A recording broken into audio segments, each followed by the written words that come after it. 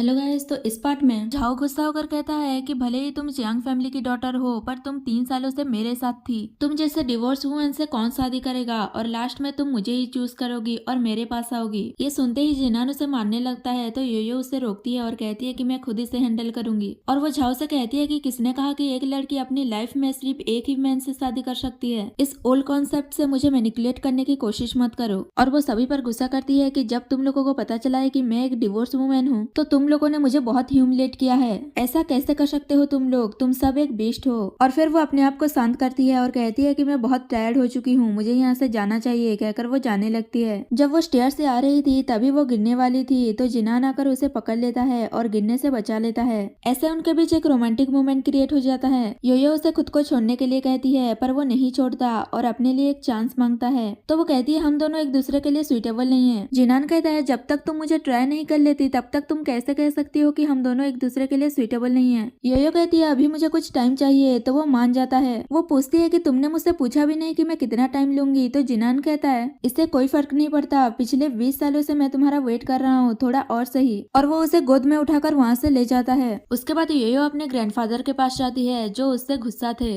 और वो उनके साथ काम करा के उन्हें मनाने लगती है तो वो मान जाते हैं। और ग्रैंडफादर उसे अपने साथ कल जिनान के घर चलने को कहते हैं उन दोनों की शादी की बात करने। तो योयो वहाँ जाने से मना कर रही थी। ग्रैंडफादर कहते हैं कि झाओ ने तुम्हारे साथ क्या किया है मुझे सब पता है और तुमने जो मिस्टेक किया था उससे तुम्हें समझ आ गया होगा कि कौन तुम्हारे लिए अच्छा है। मुझे पता है जिनान तुम्हें लाइक करता है और तुम भी उसे लाइक करती हो ना। योयो कुछ नहीं कहती तो ग्रैंडफादर कहते हैं तुम चिंता मत करो, उन लोगों को फेस करने में मैं तुम्हारी हेल्प करूंगा। उसके बाद फैमिली डिनर में दिखाया जाता है जहाँ ग्रैंडफादर कहते हैं कि आज मैं 2 चीजें अनाउंस करने वाला हूँ। पहला ये कि आज से योयो जियांग ग्रुप को संभालेगी। इसे योयो की आंट मना करने लगती है कि ऐसे कैसे आप कंपनी योयो को दे सकते हैं, जब ये यहाँ नहीं थी तो हम एल्डर्स ने कंपनी संभाला था और अब जब ये वापस आ गई है तो आप कंपनी उसे दे रहे हैं। ये अभी यंग है और ये 3 सालों से एक लॉयर मैन के साथ थी, मुझे नहीं लगता कि ये कंपनी संभाल पाएगी। फिर भी ग्रैंडपा योयो को कंपनी देना चाहते थे पर योयो मना कर देती है और कहती है कि आंट बिल्कुल सही कह रही है, अब मुझे खुद पर ही इतना कॉन्फिडेंस नहीं है कि मैं कंपनी संभाल पाऊंगी, इसलिए पहले मैं कंपनी जाकर कुछ एक्सपीरियंस करना चाहती हूँ। तो ग्रैंडपा मान जाते हैं। योयो कहती है कि मैं नहीं चाहती कंपनी में किसी को पता चले कि मैं जियांग फैमिली की यंग लेडी हूँ, अगर उन्हें पता चल गया तो वो मुझे अलग तरीके से ट्रीट करेंगे जो मैं नहीं चाहती।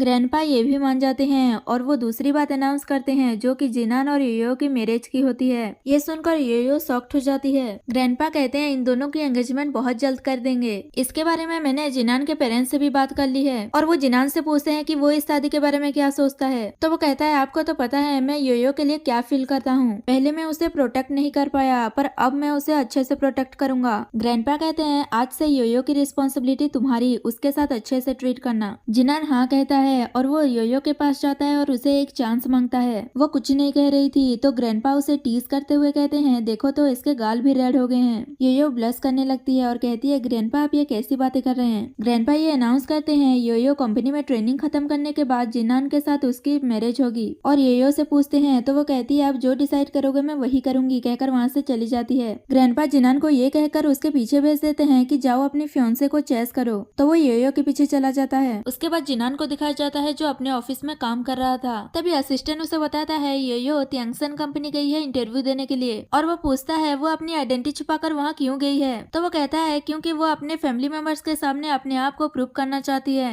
और असिस्टेंट से कहता है जाकर वहाँ इन्फॉर्म कर दो कि वहाँ उसे कोई बुली ना करे। उसके बाद योयो को दिखाया जाता है जो अपनी इंटरव्यू देने के लिए जा रही थी। तभी रास्ते में उसका एक्सीडेंट हो जाता है पर उससे कुछ नहीं होता, वो ठीक थी। और फिर वो उस ड्राइवर पर चिल्लाने लगती है कि तुम्हें दिखाई नहीं दे रहा। तभी उस कार से एक लड़की बाहर निकलती है और वो योयो को पहले से ही जानती है। वो उसे कहती है तुम जैसे गार्बेज को त्यांगसन ग्रुप में आने कैसे दिया। योयो कहती है तुमने मुझे गार्बेज कैसे कहा, माफी मांगो अभी। वो उससे माफी नहीं मांग रही थी और वहाँ से जा रही थी तो योयो उसे रोकने की कोशिश करती है। तभी उसका सनग्लासेस नीचे गिर जाता है। वो अपना सनग्लासेस उठाकर कहती है अच्छा हुआ कि ये टूटा नहीं वरना तुम इसे अफोर्ड नहीं कर पाती, ये इस ईयर की लिमिटेड एडिशन में से एक है। तो वो कहती है मुझे नहीं लगता कि ये लिमिटेड एडिशन में से एक है क्योंकि तुम जिस ब्रांड की कह रही हो उस ब्रांड ने इस साल कोई लिमिटेड एडिशन सनग्लासेस लॉन्च ही नहीं किए। वो लड़की पूछती है इसके बारे में तुम्हें कैसे पता। योयो कहती है क्योंकि मैं इस कंपनी के मैनेजर को जानती हूँ, वो मुझे लिमिटेड एडिशन की चीजें भेजता रहता है। तो वो कहती है झूठ बोलने की जरूरत नहीं है, तुम्हारे हस्बैंड ने तो एक घर खरीदने के लिए भी लोन लिया था।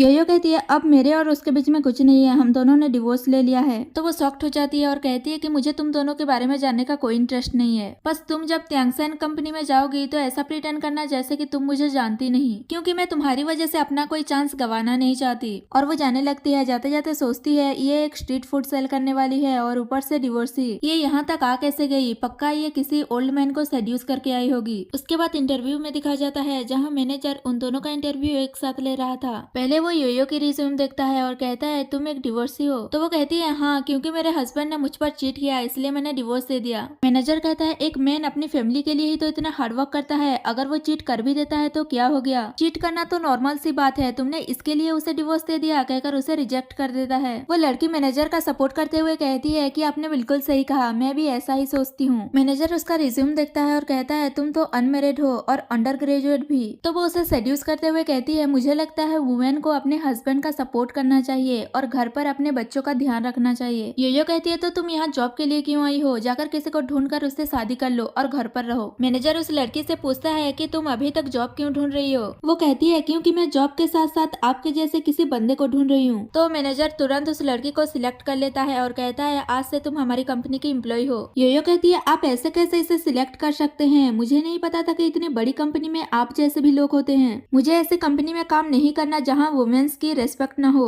और वो अपना रिज्यूम लेकर वहाँ से जा रही थी, फिर वो रुक कर उसे कहती है तुम जैसे लोगों की वजह से ये कंपनी बहुत जल्द बैंकरप्ट हो जाएगा। मैनेजर गुस्से में कहता है तुम ऐसे कैसे हमारी कंपनी के बारे में कह सकती हो? तो वो कहती है तुम्हारी एम्प्लॉय सिलेक्शन प्रोसेस को देख कर कह रही हूँ। वो लड़की गुस्सा करती है कि तुम्हारे कहने का मतलब क्या है? योयो कहती है तुम जब से इंटरव्यू देने के लिए आई हो तब से तुम मैनेजर को प्लीज करने की कोशिश कर रही हो, और तुमने क्या कहा, तुम मैनेजर जैसे किसी मैन को ढूंढ रही हो जो तुम पर हर दिन मनी स्पेंड करे। और मैनेजर से कहती है तुम्हें चीट करना नॉर्मल सी बात लगती है, अगर तुम्हारे डैड तुम्हारे मॉम के लिए एक मिस्ट्रेस लेकर आ गए तब भी तुम यही कहोगे। तो वो गुस्से में बॉडीगार्ड्स बुला लेता है उसे बाहर निकालने के लिए, और वो कहता है मैं 10 सालों से यहाँ जनरल मैनेजर के पोस्ट पर काम कर रहा हूँ, आज तक किसी एम्प्लॉय की हिम्मत नहीं हुई मुझसे इस तरीके से बात करने की। वो लड़की मैनेजर का सपोर्ट करते हुए कहती है आजकल की कंपनी में तो ये सब कुछ नॉर्मल सी बात है। मैनेजर उससे फ्लर्ट करते हुए कहता है अगर तुम्हारा बिहेव वैसे ही अच्छा रहा तो मैं तुम्हें अपना पर्सनल असिस्टेंट बना दूंगा और सैलरी भी डबल हो जाएगी। तो वो खुश होती है। मैनेजर बॉडीगार्ड्स को योयो को बाहर निकालने के लिए कहता है, तभी वहाँ पर इस कंपनी का वाइस प्रेसिडेंट सू आ जाती है और वो पूछती है कि यहाँ क्या चल रहा है। वो लड़की कहने लगती है कि योयो ने मैनेजर का इंसल्ट किया इसीलिए वो इसे बाहर निकाल रहे हैं। सू से पूछती है कि तुम कौन हो? तो वो बताती है कि मैं मैनेजर की पर्सनल असिस्टेंट हूँ। सू मैनेजर से कहती है अभी तक मेरा कोई सेक्रेटरी नहीं है और तुमने अपने लिए एक सेक्रेटरी रख लिया। तो वो कहता है ऐसी कोई बात नहीं है, ये बस हमारी कंपनी की एक न्यू एम्प्लॉय है। और वो उसे अपने डिपार्टमेंट पर जाकर रिपोर्ट करने के लिए कहता है और जल्दी से वहाँ से भगा देता है। उसके बाद सू योयो से पूछती है तुमने मैनेजर का इंसल्ट क्यों किया? तो वो कुछ कहने वाली थी पर मैनेजर कहता है इसने सिर्फ मुझे ही इंसल्ट नहीं किया बल्कि इसने हमारी कंपनी को भी कष्ट दिया है कि वो जल्दी से बैंकरप्ट हो जाएगा। योयो कहती है पहले तुमने वुमेन की डिसरेस्पेक्ट किया था।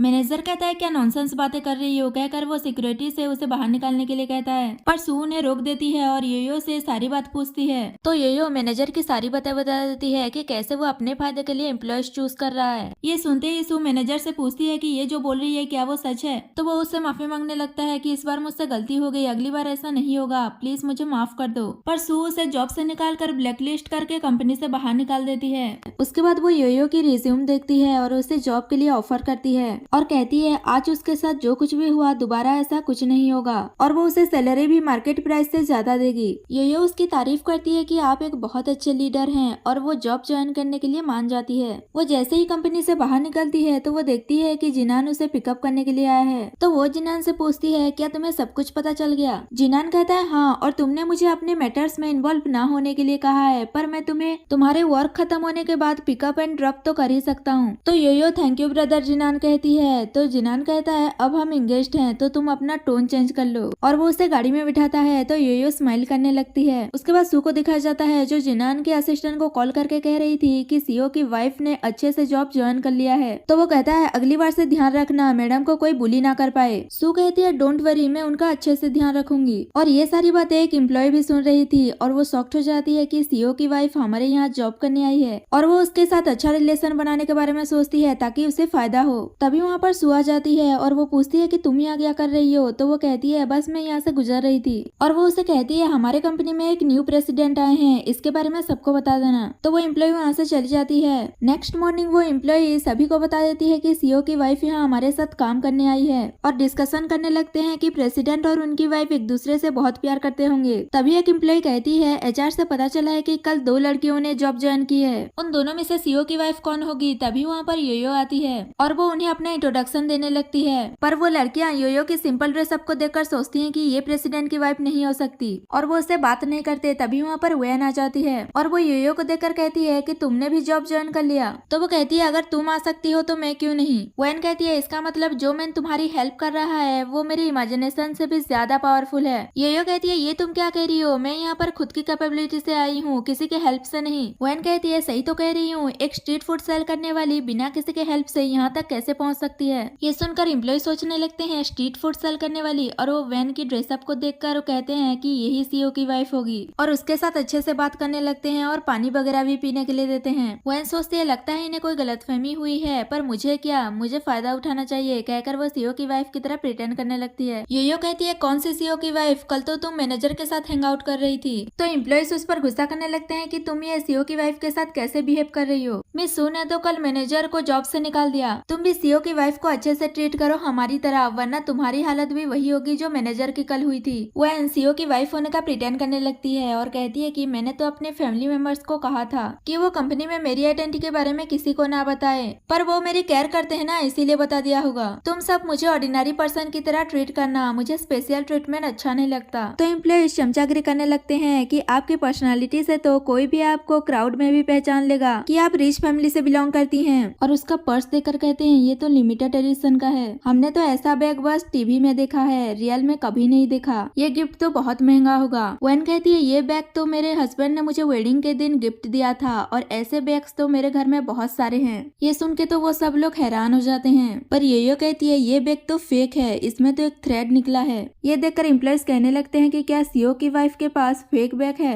वैन मन ही मन गुस्सा कर रही होती है कि शॉप वाले ने तो कहा था कि उसने ये अच्छे से बनाया है, फिर ये थ्रेड कैसे निकल गया। और वो सारे एम्प्लॉयज से कहती है कि ये फेक नहीं है, मेरे हस्बैंड ने फर्स्ट एनिवर्सरी के दिन मुझे ये गिफ्ट दिया था, सीईओ की वाइफ के पास फेक बैग कैसे हो सकता है। तो सारी एम्प्लॉयज उसकी बातों में आ जाती हैं और कहने लगते हैं ये हैंडमेड होगा, इसीलिए एक थ्रेड निकल गया, इसमें कौन सी बड़ी बात है, मिस्टेक तो सभी से होती है। और वो योयो को वैन से माफी मांगने के लिए कहते हैं। वैन भी उससे माफी मांगने के लिए कहती है, वरना वो अपने हस्बैंड से कहलवा कर उसे जॉब से निकलवा देगी। और फिर सब उसकी इंसल्ट करने लगते हैं कि तुम तो किसी मैन के बेड से होकर यहाँ आई हो, तुम्हें क्या पता हाई स्टैंडर्ड की चीजों के बारे में। योयो कहती है मैंने ऐसा कुछ भी नहीं किया, मैं यहाँ पर अपनी एबिलिटी से आई हूँ। तो वो कहते हैं कौन सी एबिलिटी, स्ट्रीट फूड सेल करने वाली एबिलिटी, और तुम ऐसा कैसे कह सकती हो कि सीईओ की वाइफ के पास फेक बैग है। योयो कहती है क्योंकि ये सीईओ की वाइफ है ही नहीं। वो लोग हंसते हुए कहते हैं अगर ये नहीं है तो क्या तुम हो। योयो कहती है मैं भी नहीं हूँ, लेकिन मुझे इतना पता है कि ये सबको झूठ बोल रही है, पर कोई उसकी बात पर भरोसा नहीं करता। और वो वैन से कहते हैं कि आप सीईओ को फोन करके इसके बारे में सब कुछ बता दीजिए, वही इसको सबक सिखाएंगे। तो वैन खड़ी होती है और योयो को थप्पड़ मार देती है और कहती है कि तुम मेरे साथ मैस मत होना, वरना तुम्हारे लिए अच्छा नहीं होगा।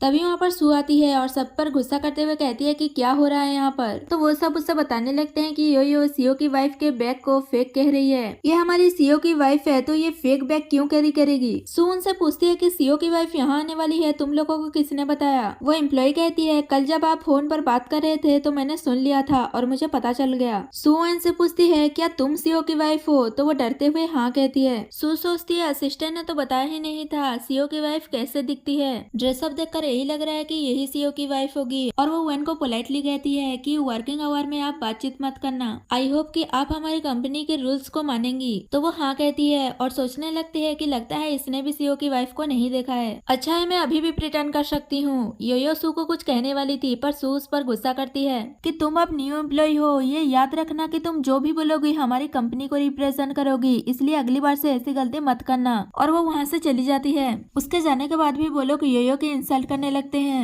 और कहते हैं लगता है तुम्हें सीईओ की वाइफ की पोजीशन से जलिस हो रहा है, इसलिए तुम ये सब कुछ कर रही थी। उनकी बातें सुन सुनकर योयो गुस्सा हो रही थी और नेक्स्ट सीन में वो गुस्से में रेस्टोरेंट खाना खाने के लिए जाती है, पर वहाँ भी वेटर उसे खाना सर्व करके उसकी इंसल्ट करने लगती है कि 10 मिनट के अंदर अपना खाना खत्म करके यहाँ से चली जाओ, ये हमारा रेस्टोरेंट का रूल है। तो वो कहती है ऐसा कोई रूल्स होता है क्या, यहाँ के मैनेजर को बुलाओ, मैं उससे बात करूंगी। तो वेटर कहती है हमारे मैनेजर तुम जैसों के लिए फ्री नहीं है, हमारा रेस्टोरेंट वेस्टर्न रेस्टोरेंट है और तुमने जो खाना ऑर्डर किया है वो सिर्फ 9 युआन का है, इसलिए जल्दी से इसे फिनिश करो और यहाँ से निकल जाओ। और वो वहाँ से चली जाती है। उसी रेस्टोरेंट में वैन एक एम्प्लॉय के साथ आ रही थी। वो एम्प्लॉय रेस्टोरेंट को देखकर कहती है कि ये तो बहुत लग्जरियस है, मैंने ऐसे रेस्टोरेंट में कभी खाना नहीं खाया। तो वो शो अप करते हुए कहती है अगर ऐसी बात है तो नेक्स्ट टाइम मैं तुम्हें अपने घर इनवाइट करूंगी। मैंने स्पेशली यूरोप से 5 स्टार शेफ्स हायर किए हैं जो हर रोज मेरे लिए खाना बनाते हैं, क्योंकि ऐसे वैसे खाना से मेरा स्टोमक खराब हो जाता है। एम्प्लॉय कहने लगती है सीओ तो आपकी बहुत केयर करते हैं, आप बहुत लकी हो। वेन कहती है जब मेरा हस्बैंड कंपनी आएगा तो मैं तुम्हें इंट्रोड्यूस करवा दूंगी। तो वो खुश हो रही थी, तभी उन दोनों की नजर योयो पर पड़ती है और वो उसके पास जाकर उसके फिर से इंसल्ट करने लगते हैं कि तुम यहाँ क्यों आई हो, तुम ये प्लेस डिजर्व नहीं करती, यहाँ पर रिच लोग आते हैं। योयो कहती है तुम लोगों को क्या फर्क पड़ रहा है, मेरे पास पैसे हैं कि नहीं, मैं क्या खा रही हूँ। तभी वहाँ पर वेटर फिर से आ जाती है और उसे कहती है कि 2 मिनट बाकी है, जल्दी से अपने मील फिनिश करो और यहाँ से निकल जाओ। और वो उन दोनों से पूछती है कि क्या तुम इसे जानते हो। तो एम्प्लॉय कहती है हाँ ये हमारी कंपनी की इंटर्न है। वेटर कहती है इसका मतलब तुम लोग भी इसकी तरह 9-1 वाला मील ऑर्डर करोगे। तो वो कहती है नहीं, तुम्हें पता है कि ये कौन है, ये हमारी कंपनी की सीईओ की वाइफ है। तभी वेन कहती है ये कैसा रेस्टोरेंट है, यहाँ तो इसके जैसे पुअर लोग भी आ रहे हैं, मैं नहीं चाहती कि मेरे आसपास ऐसे पुअर लोग रहें, इसीलिए तुम इसे जल्दी से यहाँ से भगाओ। वेटर योयो से कहती है अब तुम्हारा टाइम खत्म हो गया है, तुम यहाँ से जल्दी से जाओ। योयो कहती है कस्टमर के साथ ऐसा बिहेव करना इलीगल है। तो वो कहती है कि हमारे रेस्टोरेंट को पता है कि क्या लीगल है और क्या इलीगल है, कहकर उसे जबरदस्ती वहाँ से भगा रही थी। योयो कहती है ये रेस्टोरेंट तो मिस्टर लू का है, उन्होंने तो ऐसा कोई रूल नहीं बनाया, रुको अभी मैं तुम्हारी कंप्लेन करती हूँ। तभी वहाँ पर रेस्टोरेंट का मैनेजर आ जाता है और वो कहता है कि कौन है जो हमारे स्टाफ की कंप्लेन करना चाहता है। वेटर उसे कहती है ये लड़की हमारे रेस्टोरेंट में डिस्टर्बेंस कर रही है। और जब मैनेजर को पता चलता है कि वेन त्यांगसन कंपनी की सीईओ की वाइफ है और वो नहीं चाहती कि योयो यहाँ पर रहे, तो उसके तो तेवर ही बदल जाते हैं और वो योयो से कहता है कि वो रेस्टोरेंट से चली जाए, वो इतनी अच्छी रेस्टोरेंट को डिजर्व नहीं करती, उसके जैसे कस्टमर यहाँ आना इस रेस्टोरेंट की इंसल्ट है। योयो कहती है मैं अभी मिस्टर लू को फोन करके बताता हूँ कि यहाँ की मैनेजर कैसा है, और वो उसे कॉल करके यहाँ पर किसी को भेजने के लिए कहती है। तो वो सब उसका मजाक उड़ाने लगते हैं कि तुम खुद को मिस्टर लू की वाइफ समझती हो क्या, जो एक फोन कॉल पर वो तुम्हारी हेल्प के लिए किसी को भेज देंगे। और मैनेजर सिक्योरिटी गार्ड से कहकर उसे बाहर निकलवा रहा था। तभी वहाँ पर असिस्टेंट आ जाता है और वो पूछता है कि यहाँ क्या चल रहा है। तो मैनेजर उसे बताता है कि ये लड़की सीईओ की वाइफ को बुली कर रही थी। और योयो से कहता है अब तो असिस्टेंट भी आ गया है, अब तो तुम यहाँ से जाओ वरना आज तुम मरोगी। तो असिस्टेंट उसे थप्पड़ मार देता है और सबको बताता है कि रियल सीईओ की वाइफ यही है, पर कोई बिलीव नहीं कर रहा था। और वेटर कहती है ये कैसे हो सकती है सीईओ की वाइफ, इसका ड्रेस तो देखिए, और इसने 9 युआन का मिल ऑर्डर किया था, ये नहीं हो सकती सीईओ की वाइफ, सीईओ की वाइफ ये वेन है। तो असिस्टेंट उसे थप्पड़ मारता है और कहता है कि ब्लाइंड हो गई हो क्या, तुम जैसे लोग लू फैमिली के रेस्टोरेंट में क्या कर रहे हो, कहकर वो सारे स्टाफ को सस्पेंड करके रेस्टोरेंट बंद करने का ऑर्डर दे देता है। तो मैनेजर उसे ऐसा करने से मना करता है और कहता है कि आप ऐसा क्यों कर रहे हैं। असिस्टेंट कहता है क्योंकि तुमने सीईओ की वाइफ को ऑफेंड किया इसलिए। वो अभी वेन को मिसेस लू समझ रहा था और वो कहता है कि मैंने तो सीईओ की वाइफ को ऑफेंड नहीं किया, वो तो सही सलामत खड़ी है। और वो वेन के पास जाकर उससे हेल्प मांगने लगता है। तो वो कहती है जो कुछ भी किया तुमने खुद किया, मैं इसमें तुम्हारी हेल्प क्यों करूं, कहकर वो वहाँ से चली जाती है। उसके बाद मैनेजर असिस्टेंट से माफी मांगने लगता है कि प्लीज आप मेरे रेस्टोरेंट को क्लोज मत कीजिए। असिस्टेंट कहता है तुम्हें क्या लगता है तुम सीईओ की वाइफ को ऑफेंड करोगे और मैं तुम्हें जाने दूंगा। वेटर योयो को ही ब्लेम करने लगती है कि ये सब कुछ तुम्हारी वजह से हुआ है, तुमने सीईओ की वाइफ को ऑफेंड किया था। तो असिस्टेंट उसे फिर से थप्पड़ मार देता है और कहता है तुम्हारी हिम्मत कैसे हुई सीईओ की वाइफ से इस तरीके से बात करने की। और वो क्लियर करता है कि असली सीईओ की वाइफ ये है और वो लड़की झूठ बोल रही थी। ये जानते ही वेटर और मैनेजर योयो से माफी मांगने लगते हैं और कहते हैं कि हमें नहीं पता था कि आप सीईओ की वाइफ हैं, वरना हम ऐसा नहीं करते। तो वो कहती है तुम ऐसे कैसे किसी कस्टमर के साथ बिहेव कर सकते हो, यहाँ जो भी कस्टमर्स आएंगे उन सबको इक्वली ट्रीट करना, यही लू फैमिली का रूल है। और वो असिस्टेंट से कहती है कि तुम इतनी सी बात के लिए रेस्टोरेंट को सस्पेंड मत करो, जाने दो इन्हें, और हाँ मुझे सीईओ की वाइफ कहना बंद करो, अभी मेरी और जिनान की शादी नहीं हुई है। तो वो हाँ कहता है। उसके बाद वेन और एम्प्लॉय को दिखा जाता है। एम्प्लॉय उससे पूछती है कि योयो के बुलाने पर असिस्टेंट कैसे आ गया और वो रेस्टोरेंट को भी बैन कर रहा था। वेन कहती है ये पॉसिबल कैसे हो सकता है, वो तो मैंने असिस्टेंट को मैसेज सेंड किया था इसलिए वो यहाँ पर आया था, और मैंने ही उसे अपनी आइडेंटिटी रिवील करने से मना किया था, वरना मैं कंपनी में काम कैसे करती। और वो एम्प्लॉय इसकी बात पर भरोसा भी कर लेती है। नेक्स्ट सीन में जिनान और योयो डेट पर जाते हैं, जहाँ जिनान खुद योयो के लिए स्ट्रीट फूड प्रिपेयर करता है। ये देखकर योयो कहती है ये सब कुछ भी तुम्हें आता है, इसका मतलब ये इतना डिलीशियस नहीं होगा क्योंकि इसमें मैं प्रोफेशनल हूँ। तो वो उसे डिश देकर टेस्ट करने के लिए कहता है। योयो टेस्ट करके कहती है ये तो बहुत अच्छा है। वो लोग अपना डेट एंजॉय कर ही रहे थे कि तभी वहाँ पर वेन अपनी फ्रेंड के साथ आ जाती है और वो दोनों जिनान को पहचान नहीं पाते और वो योयो की इंसल्ट करने लगते हैं कि तुम डिवोर्स के बाद ऐसे कैसे मैन को डेट कर रही हो जो तुम्हें खाने के लिए रोड साइड लेकर आया है, और उसे कहने लगते हैं तुम कैपेबल ही नहीं हो कल की क्लास रियूनियन में आने के लिए। तो योयो कहती है वहाँ तुम जैसे ही फ्रेंड्स आएंगे तो मैं वहाँ जाकर क्या करूंगी। वो लोग उसकी मजाक उड़ाने लगते हैं कि शायद तुम डर गए इसलिए वहाँ वहाँ जाना नहीं चाहती और उसे वहाँ आने के लिए कहते हैं और साथ में अपने बॉयफ्रेंड को भी लाने के लिए कहते हैं। उनके जाने के बाद जिनान पूछता है कि तुमने उन्हें बताया क्यों नहीं कि मैं कौन हूँ। तो वो कहती है कोई बात नहीं, उन्हें प्रिटेंड करने दो, इस बार मैं उन्हें छोड़ूंगी नहीं। अगले दिन दिखाया जाता है योयो और जिनान क्लास रियूनियन में जा रहे थे। तभी रास्ते में जिनान को वर्क रिलेटेड कॉल आता है। तो योयो उसे पहले अपना काम करने के लिए कहती है और उसकी चिंता ना करने के लिए कहती है। तो वो कहता है मैं जल्द ही वापस आ जाऊंगा, अगर कुछ भी प्रॉब्लम हुआ तो मुझे कॉल कर देना, कहकर वहाँ से चला जाता है। वो जैसे ही अंदर जाती है सब मिलकर उसे बुली करना स्टार्ट कर देते हैं और वेन की तारीफ करने लगते हैं कि ये सीईओ की वाइफ बन गई है। तो योयो कहती है मैंने सुना था कि सीईओ की वाइफ इस सिटी के सबसे वेल्दी फैमिली से बिलोंग करती है। तो सब लोग उसका मजाक उड़ाने लगते हैं कि तुम्हें क्या पता, तुम तो एक स्ट्रीट फूड सेल करने वाली हो। और उसके हस्बैंड के बारे में पूछने लगते हैं। तो वो कहती है मेरा हस्बैंड वर्क में थोड़ा बिजी है, अपना वर्क फिनिश करने के बाद आ जाएगा। और फिर सब लोग मिलकर उसे फिर से बुली करने लगते हैं और एक लड़की तो उस पर वाइन गिराने वाली थी। तभी वहाँ पर प्रिंसिपल आ जाते हैं तो सब उसे रेस्पेक्ट के साथ बिठाते हैं। प्रिंसिपल वेन से पूछता है कि मैंने सुना है कि तुम सीईओ की वाइफ बन गई हो। तो वो हाँ कहती है और कहती है कि मैं चाहे कितना भी ग्रो कर लूँ लेकिन मैं रहूंगी तो आपकी स्टूडेंट ही। और वो सब प्रिंसिपल को बताने लगते हैं कि सबने अपनी अपनी लाइफ में प्रोग्रेस कर ली है, पर योयो बस स्ट्रीट फूड सेल करती है और उसका डिवोर्स भी हो गया। और जब हमने उससे इसके बारे में बात की तो वो हम सब से रूड होकर बात कर रही है। तो वो योयो से कहता है कि तुम हमारे स्कूल की टॉपर थी, पर अब देखो तुम्हारी लाइफ कैसे मिक्सअप हो गई, इसलिए तुम्हारे क्लासमेट तुम्हारे लिए सॉरी फील कर रहे हैं। तो योयो कहती है वो जॉब करके अपनी लाइफ में सेटल हैं, तो इसका मतलब ये नहीं है कि वो दूसरों को नीचा दिखाएं। इस पर प्रिंसिपल गुस्सा हो जाता है और कहता है कि पूरे वर्ल्ड में ऐसा ही होता है, क्या हो गया अगर तुम्हारे क्लासमेट्स ने तुम्हें कुछ बोल दिया तो योयो कहती है आप टॉप यूनिवर्सिटी के प्रिंसिपल हैं, फिर भी आप ये कैसी बातें कर रहे हैं। तो वो कहता है क्योंकि तुम वेन की तरह किसी सीईओ की वाइफ नहीं हो ना। योयो कहती है अगर मैं किसी सीईओ की वाइफ होती तो आप मुझसे माफी मांगते। तो वो कहता है अगर तुम किसी दिन किसी सीईओ की वाइफ बन गई तो मैं तुमसे माफी मांग लूंगा। तभी वहाँ पर जिनान ये कहते हुए वहाँ आता है तो ठीक है तुम माफी मांगने के लिए रेडी हो जाओ। उसे देखकर प्रिंसिपल डर जाता है और वो योयो से माफी मांगने जा रहा था, पर स्टूडेंट्स उन्हें रोक लेते हैं और फिर से उन दोनों की इंसल्ट करने लगते हैं। और प्रिंसिपल उन सबको चुप कराकर जाकर माफी मांगने लगता है और सबको बताता है कि ये लू ग्रुप की प्रेसिडेंट है और योयो भी बताती है कि मैं ही इसकी वाइफ हूँ। और जिनान भी बताता है कि ये इस सिटी की सबसे वेल्दी जियांग फैमिली की डॉटर है। ये जानने के बाद तो उन सबके होश उड़ जाते हैं और वो उससे माफी मांगने लगते हैं कि हम तो तुम्हारे क्लासमेट हैं, प्लीज हमें जाने दो, हम नेक्स्ट टाइम ऐसा कुछ भी नहीं करेंगे, कहकर वो एक दूसरे को ही ब्लेम करने लगते हैं। तो योयो उन सबको वहाँ से जाने के लिए कहती है। उन सबके जाने के बाद जिनान योयो को मैरिज के लिए प्रपोज करता है तो वो हाँ कह देती है। और यहाँ पर ये हमारा